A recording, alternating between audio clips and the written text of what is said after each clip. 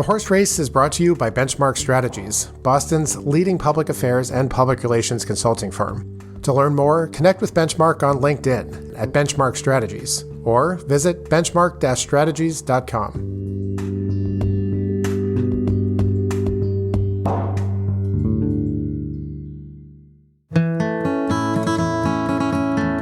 Welcome back to The Horse Race, your weekly look at politics, policy, and elections in Massachusetts. I'm Steve Casella, president of the Massing Polling Group, and it is Thursday, August 14th. Last week was the deadline to file questions to be added to the 2026 midterm ballot in Massachusetts. All told, over 40 potential ballot questions were filed covering a wide range of issues that could have profound effects on everyday life in Massachusetts. Today we start out with some, tragic news, and that is that, as you may have guessed, Jen is not here on this pod this week, so you're stuck with me instead. But as a treat for you all, given the topics we have to discuss, I am here with Mike Deehan, who knows as much as anyone about ballot questions. Mike's a reporter for Axios, one of the writers of the Axios morning newsletter here in Massachusetts, and I think today makes you a 5,000-time guest of the horse race. Does that sound about right? I think 3 is probably closer to the answer, but let's go with it. Yeah. We'll go 3, 5,000, somewhere in that range. It's between 2 and 5,000. So I have to ask you an unrelated question because you and I were discussing this recently, and you're from Massachusetts and I'm not from Massachusetts. And that is, say you're driving down from Boston to somewhere on the big thing that sticks out in the ocean. You don't say you're going down to the Cape. You say you're going down the Cape. Why do you say you're going down the Cape when there's clearly a preposition there missing? It should be down to the Cape. Yeah, no one knows. I mean, maybe there is some reason for it. I honestly never thought of it until we were having this discussion. Yeah, you're right. Grammatically, there seems to be a missing word there, but it's almost as if it treats the Cape itself as what you are traveling on. You're going down. So that's not it's because, don't think of the Cape as the destination. I mean, in my case, I'm going to the Outer Cape. So I'm going down the Cape towards the Outer Cape in the same way that you would say I'm going down the road to the destination. I mean, I guess I don't know why it is that way. I was going to say, I guess that's plausible, but like if you're going down the Cape in that sense, you're going over. If you're looking at a map, you're actually not even going down. Well, let's leave the cardinal directions out of this because that won't make any sense at all. But it is about travel through the Cape, okay, not simply going to it. Okay. If I was just like going to Sandwich, I wouldn't say I was going down the Cape necessarily. Like you cross the bridge, yeah, but you're at like the far most western portion of it at that point. Okay, I think I'm following. You're going to Provincetown. You're going to Provincetown. You're going all the way down the Cape. Okay, so down the Cape, it just means you're traveling.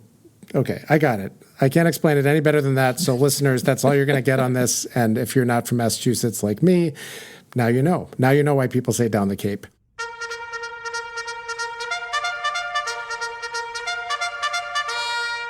I do actually have some serious things that I want to ask you about, and that's because it's one of those special weeks that comes every 2 years, and that is, of course, when ballot questions are filed.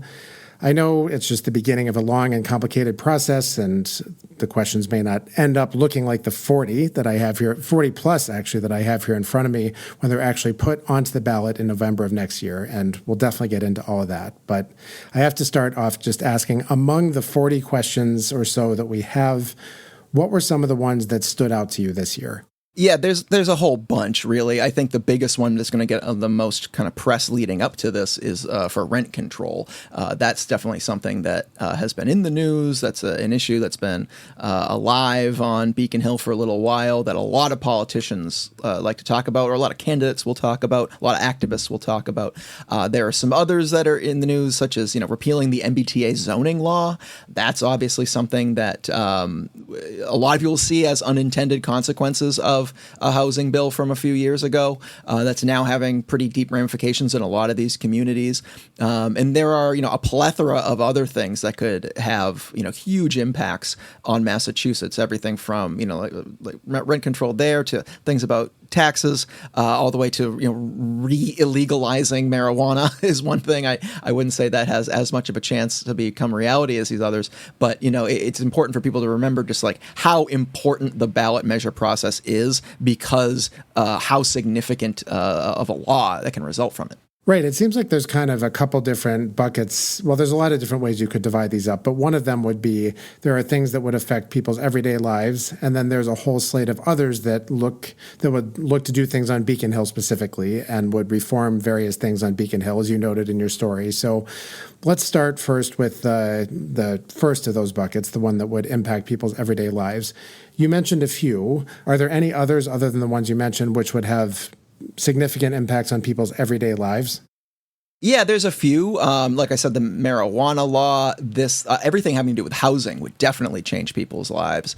There are both pro and anti kind of housing construction measures. There's a pro housing anti-NIMBY measure, if you want to look at it that way, that would restrict local government's ability to put in anti-construction zoning, if you want to put it that way. There's a ton of other things. There's one that's already gotten quite a lot of traction to repeal the gun control law from last year that Governor Healy signed, that the legislature passed. Second Amendment rights activists have been pretty, determined to overturn that one. That's going to get a lot of action going forward. Actually, I should mention another one to require a human in any kind of robotic automated car taxi service. So if we think about like Waymo and things like that are already testing their systems in Boston. We see them in other states and in other cities already. This would require a human to be, in the vehicle with you. That's something that voters might want to weigh in on. It's just, it's such a potpourri of different topics, but the one thing they have in common is that these issues haven't really gone anywhere on Beacon Hill. They haven't gotten to big votes. If the legislature were to act on these, they would be disqualified as ballot questions. It's simply the inaction that leads to activists saying, well, we got to go to the ballot. Right. And there are some, I think it's fair to say, where Beacon Hill has at least considered the issue, or the issue's been in the news, like rent control, or you noted the idea of basically shrinking how big a lot has to be in order that people can build on it. In other words, a town can't say you need this gigantic lot with this huge road frontage in order to build anything. And there have been groups that have been pushing for things like this and so forth. And then there's others like re-illegalizing marijuana, where the legislature is definitely not going to do anything about this. And a citizen kind of takes it on themselves, or a group takes it on themselves to try to do something that the legislature wasn't thinking about in the first place.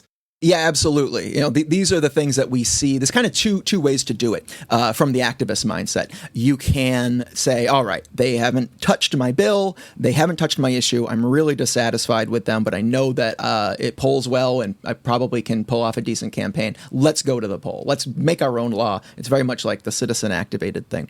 And then the other way to do it is you have enough of a campaign that you can threaten the legislature with a ballot question. And that is a tactic that's been used very successfully in a lot of ways. That's how the minimum wage happened. That's how retail and restaurant hours, the Sunday hours, were eliminated in that what we call the grand bargain to raise the minimum wage close to a decade ago now.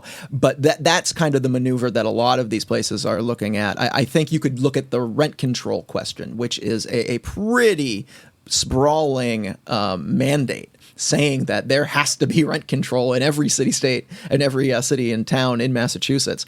That's kind of like an opening gambit to say, all right, now are you guys going to actually vote on rent control and do a more moderate, version of this? That seems to be where the activists are going on that one. But they're going to be very willing to take it all the way if that inaction kind of stays that way. And that kind of shows just a lot of dissatisfaction with the way Beacon Hill does business in general. And the idea there, of course, is that you say you're going to pass a ballot question, which the leaders on Beacon Hill would think is a huge pain and goes way too far, but they might be willing to consider passing a less strong version of that so that you would not run your ballot question and Beacon Hill would get to decide what the policy is. Is that more or less what the gambit is here? Yeah, definitely. It is. If you don't go to the table with us, then we are going to take this extreme measure to the people and get everything we want. We are willing to compromise. We are willing to work. In the minds of a lot of activists, the legislature is not, because they aren't allowing votes on things like rent control. So it's the gun to the head. essentially. And you say, Mr. Chairman, Mr. Speaker, Madam President, this is how far we're willing to go. You can't ignore us anymore. Okay, so that's kind of the first set of ballot questions, which are focused outward, we'll say. And then there's also a pretty large set this year that's focused on how Beacon Hill operates. So what's the thinking there? Why so much focused on how the legislature operates specifically? Yeah, this has been building up for a long time, and I think we definitely are seeing the dam break when it comes to, legislative oversight or just kind of government transparency, whatever you want to call it.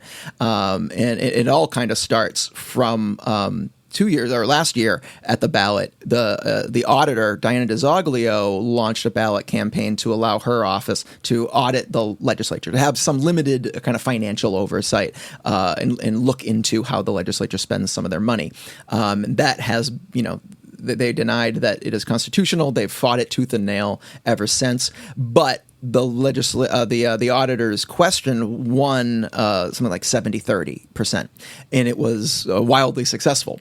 I think now a lot of other reformers are seeing that vote margin and saying, well, if enough people are going to vote 70-30 in order to get audit power over the legislature, maybe the same groups of voters will be able to do other kind of reforms that we want to do that the Democratic supermajority doesn't want to touch. So now this year we're seeing all sorts of things, everything from same-day voter registration, which is something that has not gotten much traction over the years at all, and then hitting them where it hurts, hitting lawmakers where it hurts, where to eliminate legislative leader stipends that would basically the Speaker and the Senate President can hand out chairmanships. Those chairmanships come with stipends, extra pay, extra salary, and that kind of leads to a certain level of control over those chairmen. And so that's kind of part of the top-down power structure of Beacon Hill. So there's a potential question on the ballot that would eliminate that. So there's to create an open primary system that would replace the partisan. Instead of a Democratic or a Republican ballot at the primary, it would kind of be an all, winner take all or the final two kind of a thing, the way municipalities do their preliminary elections. And some other cities do kind of a nonpartisan one as well. And then if you want to look at kind of more the conservative side, there's one that would require voter ID for in-person and mail-in voting in Massachusetts. So that's obviously something that probably isn't that popular an idea in Massachusetts, but it's kind of a more right-wing idea that pops up nationally, certainly. And so that could get on our ballot, and we'll see how Massachusetts people feel about it. But this is all about, these reform efforts are really about dissatisfaction with Beacon Hill, with the Democratic supermajority and how they run things. And we've certainly seen that show up both in terms of media coverage over the last few years, particularly at the end of last session. That comes to mind and is something we've talked about before, of course. The polling showed it, where approval ratings for the state legislature have taken a bit of a dip over the last couple of years. So certainly something which it seems like there will be some action on next year. But let's talk about then the process itself. And that's important because although we've got this very large number of ballot questions, we can just look down at the little clock in the bottom right of our computer screen and see it. November 2026 is nowhere near where we are today. And there are many steps that are left to happen between here and there. So from where we are today, what has been done so far, and what would the next steps be if these ballot questions were to go forward? Yeah, so this first step was filing language, with the state to say that this is what we want to pursue. And then they will go through kind of see if they reach constitutional muster with the Attorney General's office to see if they'll be allowed to. And in the meantime, when they get approved, they then have to gather about 75,000 signatures by December 3rd.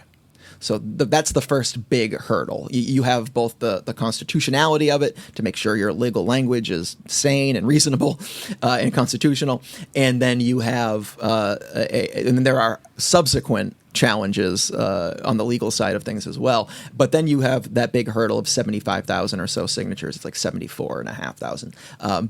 Really by December. And that's a pretty ticking clock. Then that kicks off another set where you have to get another close to 13,000 if the legislature doesn't act.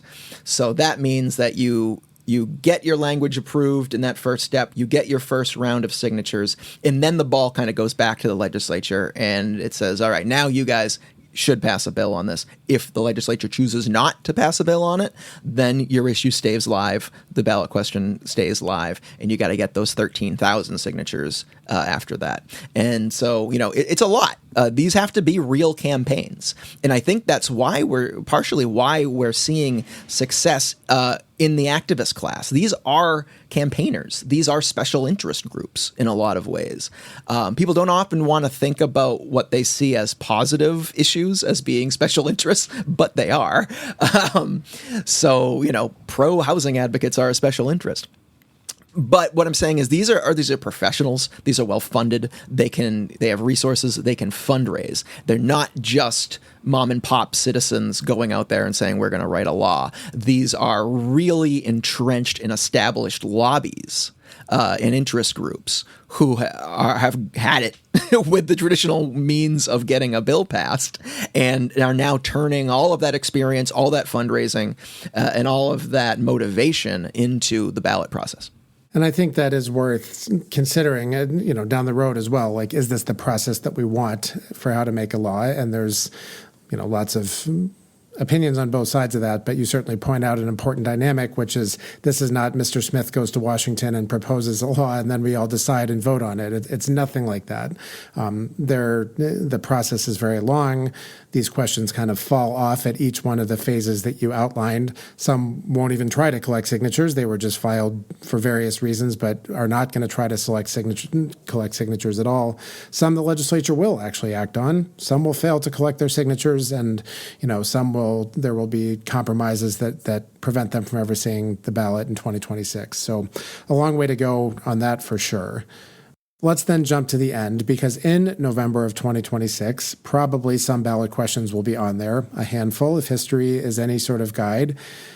But even then, even if the campaign is successful, even if the yeses are greater than the nos and it's passed all of the necessary hurdles, it's still not actually guaranteed to become law. And we've seen that recently, Mike. So what does that actually mean at that point if the yeses exceed the nos? What does the legislature actually have to do at that point? Yeah, so what happens when a ballot measure is passed is that it becomes a law. Usually one that will go into effect on like January 1st or January 3rd or something like that after Election Day. That gives the legislature plenty of time to change that law. There's nothing set in stone. Once the people pass it at the ballot, it's a law like any other law. And what do lawmakers do? They make and they unmake laws.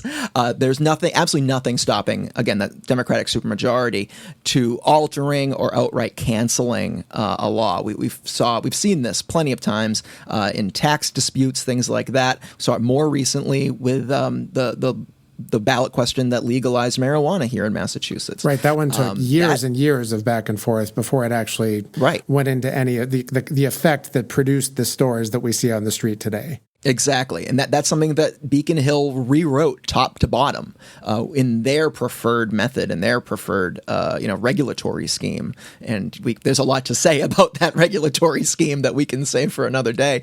But that's kind of where it started. The legislature almost interpreted the ballot measure passing as that's the will of the voters. They just want legal cannabis. They're not voting for this exact scheme, was the interpretation. So that gave them the cover to rewrite the bill and rewrite the law as they see fit. And a more extreme example is that auditor's question to give the auditor oversight over the legislature that was passed at the last election. That has been not ignored by the legislature, but completely rebuffed. They reject the constitutionality of the law.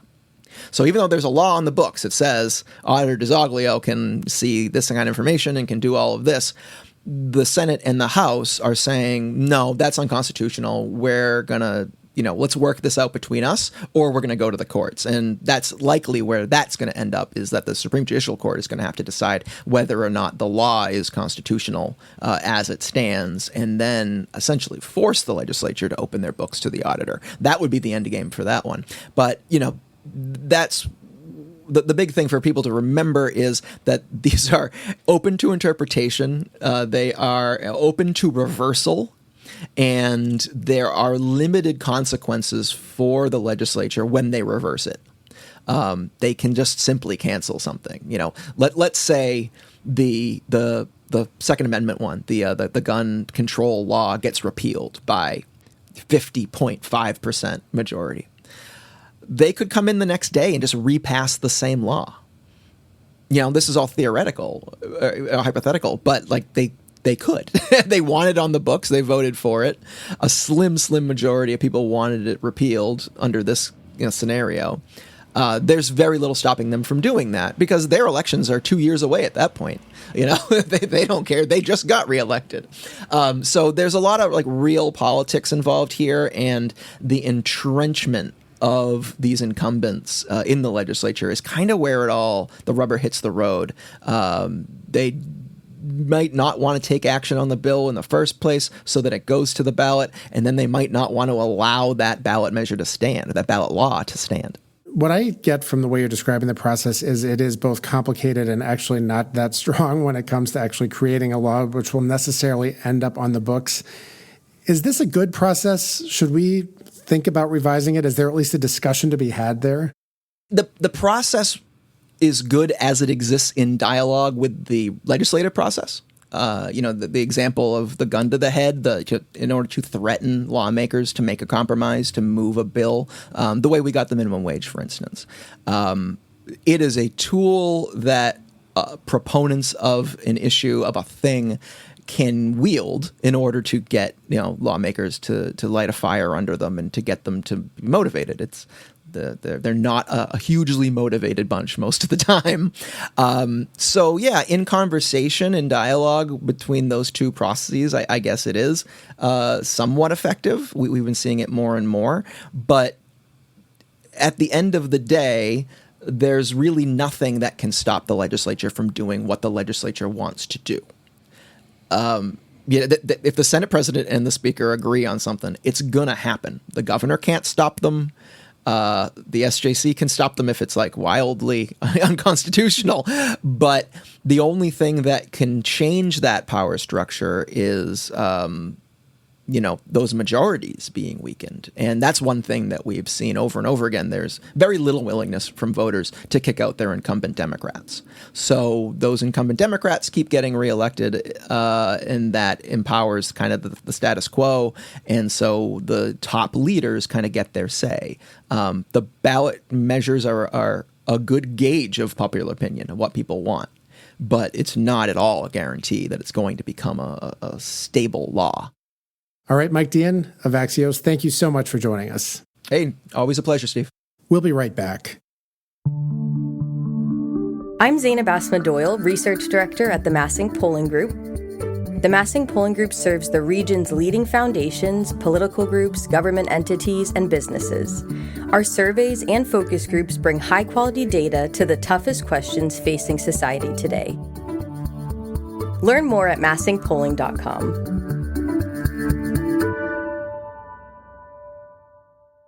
And that brings us to our final segment, which this week comes to us from our boiled dumpling department here at the Horse Race Global Media Empire headquarters. And because he wrote stories on this, I have asked Mike Deehan to stick around for this one. And the story is that in late July, the owner of Good Pierogi refused service to a prospective customer at the farmers market stand at their farmers market stand on Martha's Vineyard. That customer was none other than Alan Dershowitz. Mike, I don't even know where to begin with this. What is the story here, and why do I keep hearing about it and reading about it on Blue Sky and Twitter? I think you hear about it's very relatable. I think that's why. Alan Dershowitz, obviously, defense attorney to the stars. And those stars include Donald Trump and Jeffrey Epstein and many, many others, is a known figure, a known kind of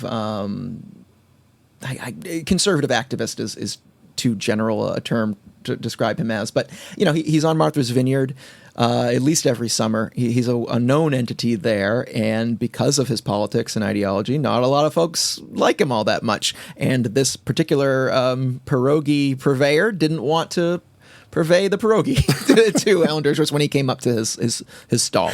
And legally, I think the vendor is somewhat protected. You can deny service for ideology in Massachusetts. There's not too much that I know of as far as anti-discrimination laws on the books for that. Dershowitz, though, is an attorney, and he's threatening legal action, and he's threatening to take action on discrimination because he was turned away for some of his political ideology that could be protected under the law. And it's probably best not to look too deep in the weeds on this one.